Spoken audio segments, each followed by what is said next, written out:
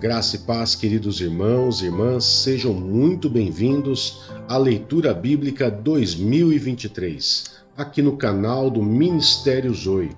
Eu sou o pastor Fábio e quero convidar você a efetuar essa leitura do dia de hoje. Venha com a gente! Gênesis capítulo 4. Caim mata Abel. Adão teve relações com Eva, sua mulher, e ela engravidou e deu à luz a Caim. Disse ela: com auxílio do Senhor, tive um filho homem. Voltou a dar à luz, desta vez Abel, irmão dele. Abel tornou-se pastor de ovelhas e Caim agricultor. Passado algum tempo, Caim trouxe do fruto da terra uma oferta ao Senhor. Abel, por sua vez, trouxe as partes gordas das primeiras crias do seu rebanho. O Senhor aceitou com agrado Abel e sua oferta, mas não aceitou Caim e sua oferta. Por isso, Caim se enfureceu e o seu rosto se transtornou. O Senhor disse a Caim: por que você está furioso? Por que se transtornou o seu rosto? Se você fizer o bem, não será aceito? Mas, se não o fizer, saiba que o pecado ameaça a porta. Ele deseja conquistá-lo, mas você deve dominá-lo. Disse, porém, Caim a seu irmão Abel: vamos para o campo. Quando estavam lá, Caim atacou seu irmão Abel e o matou. Então o Senhor perguntou a Caim: onde está o seu irmão Abel? Respondeu ele: não sei. Sou eu o responsável por meu irmão? Disse o Senhor: o que foi que você fez? Escute, da terra o sangue do seu irmão está clamando. Agora, amaldiçoado é você pela terra, que abriu a boca para receber da sua mão o sangue do seu irmão. Quando você cultivar a terra, esta não lhe dará mais da sua força. Você será um fugitivo errante pelo mundo. Disse Caim ao Senhor: meu castigo é maior do que posso suportar. Hoje me expulsas desta terra e terei que me esconder da tua face. Serei um fugitivo errante pelo mundo e qualquer que me encontrar me matará. Mas o Senhor lhe respondeu: não será assim. Se alguém matar Caim, sofrerá 7 vezes a vingança. E o Senhor colocou em Caim um sinal, para que ninguém que viesse a encontrá-lo o matasse.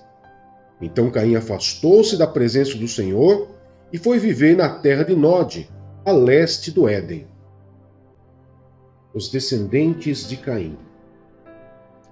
Caim teve relações com sua mulher, e ela engravidou e deu à luz Enoque.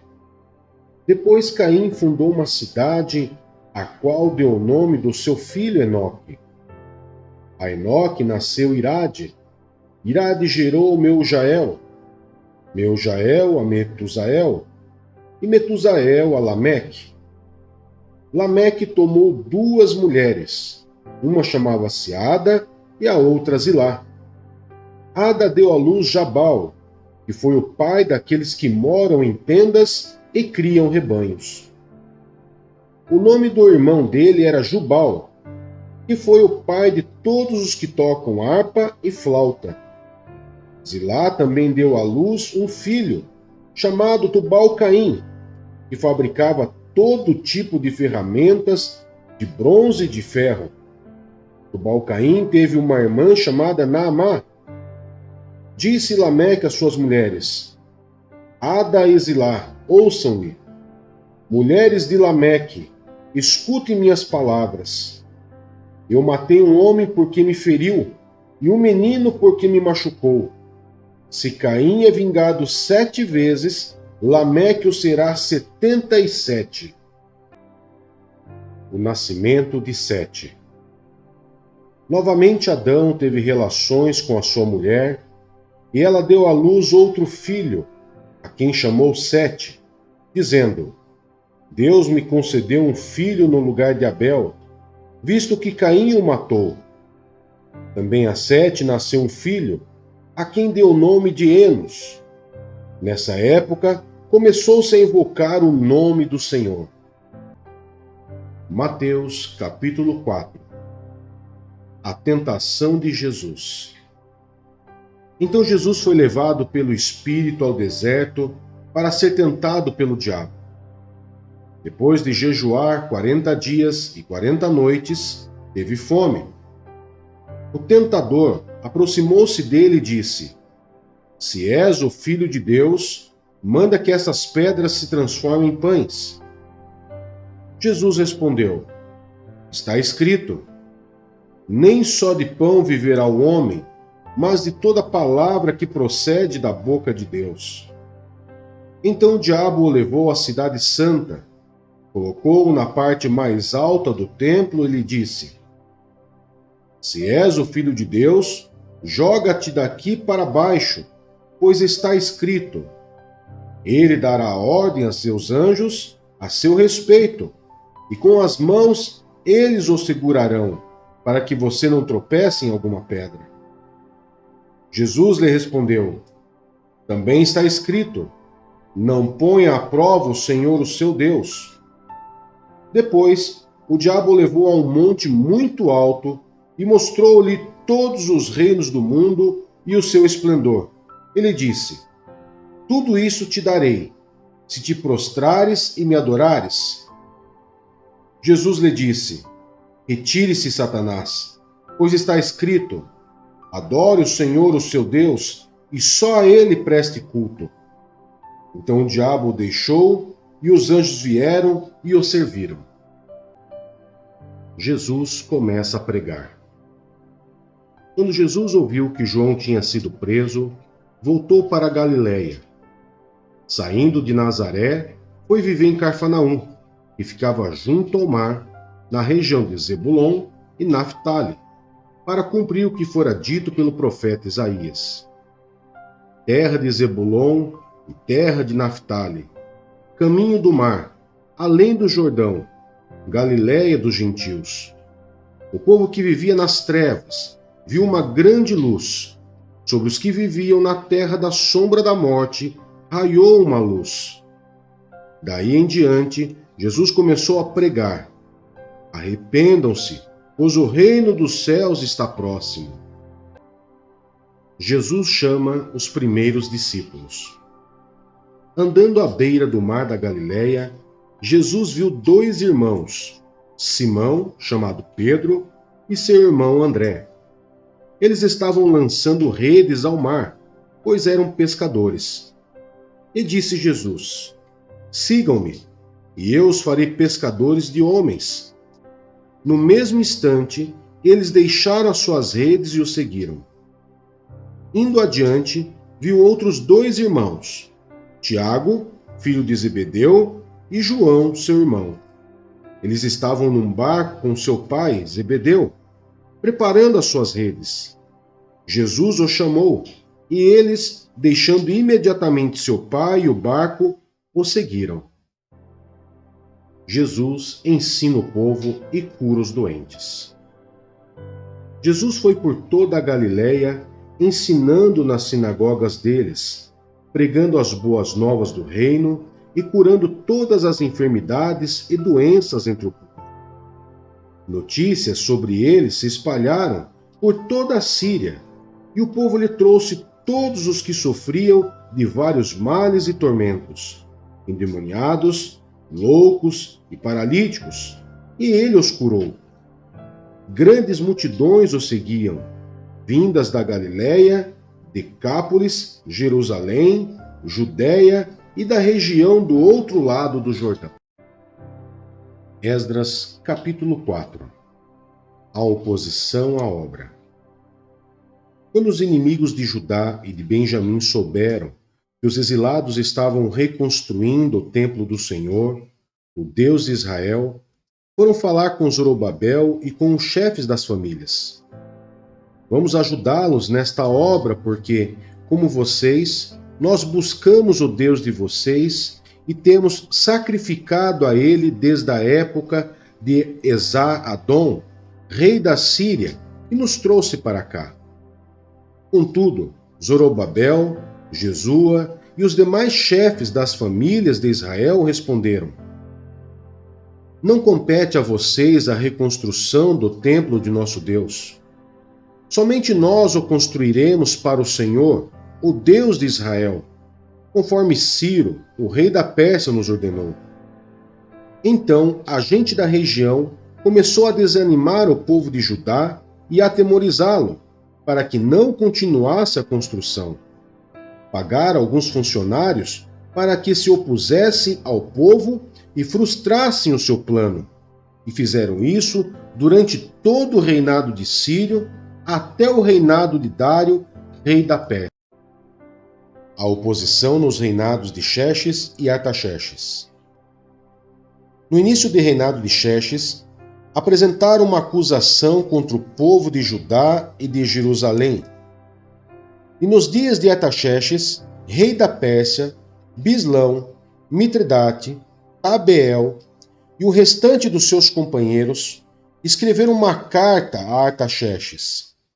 A carta foi escrita em aramaico com caracteres aramaicos. O comandante Reum e o secretário Sinzai escreveram uma carta contra Jerusalém ao rei Artaxerxes.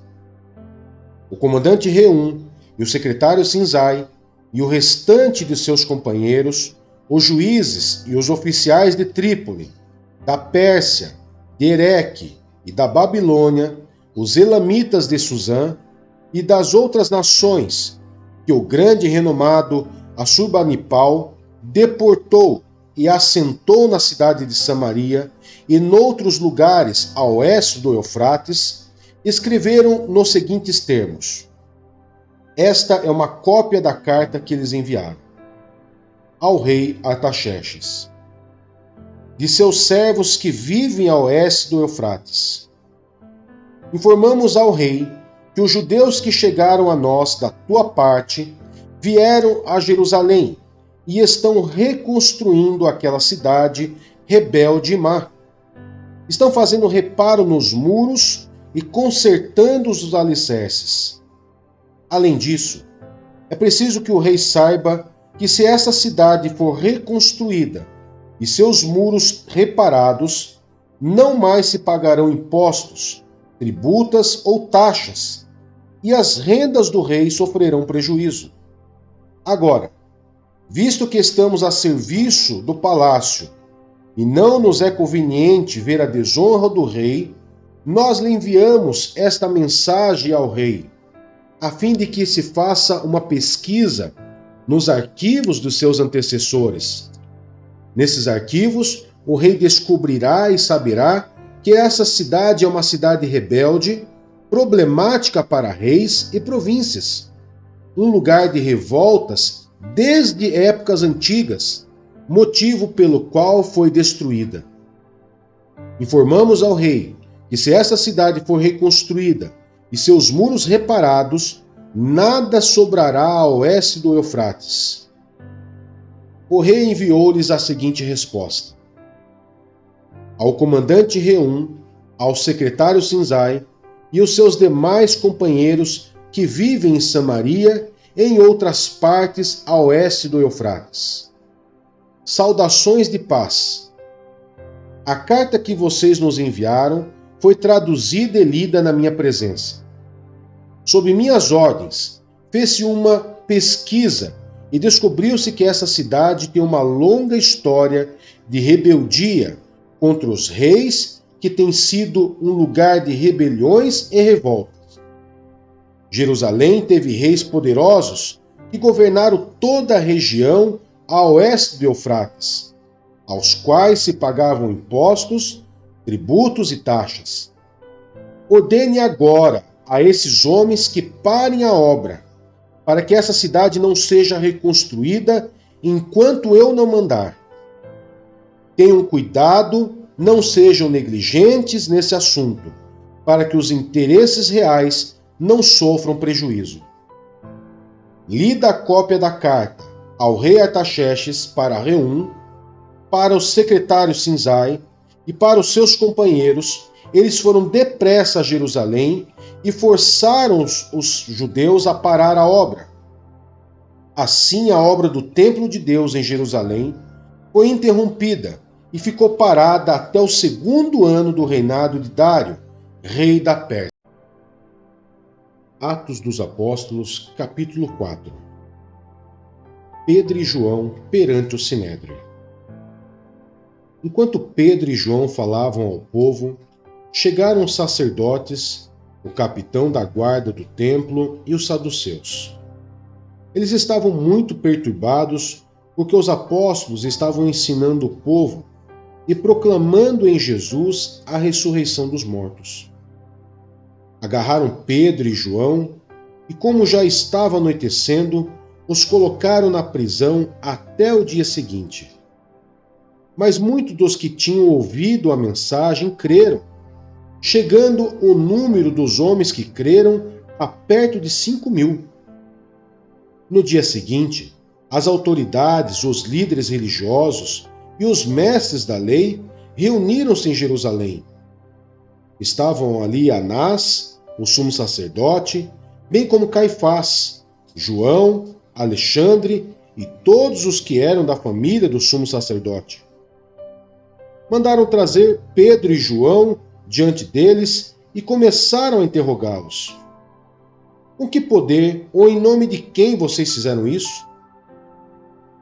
Então Pedro, cheio do Espírito Santo, disse-lhes: autoridades e líderes do povo, visto que hoje somos chamados para prestar contas de um ato de bondade em favor de um aleijado, sendo interrogados acerca de como ele foi curado, saibam os senhores e todo o povo de Israel que por meio do nome de Jesus Cristo, o Nazareno, a quem os senhores crucificaram, mas a quem Deus ressuscitou dos mortos, este homem está aí curado diante dos senhores. Este Jesus é a pedra que vocês construtores rejeitaram e que se tornou a pedra. Não há salvação em nenhum outro, pois debaixo do céu não há nenhum outro nome dado aos homens pelo qual devamos ser salvos. Vendo a coragem de Pedro e de João, e percebendo que eram homens comuns e sem instrução, ficaram admirados e reconheceram que eles haviam estado com Jesus.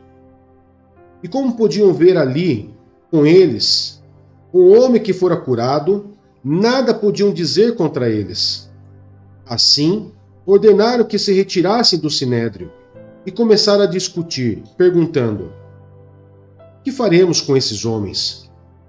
Todos que moram em Jerusalém sabem que eles realizaram um milagre notório que não podemos negar.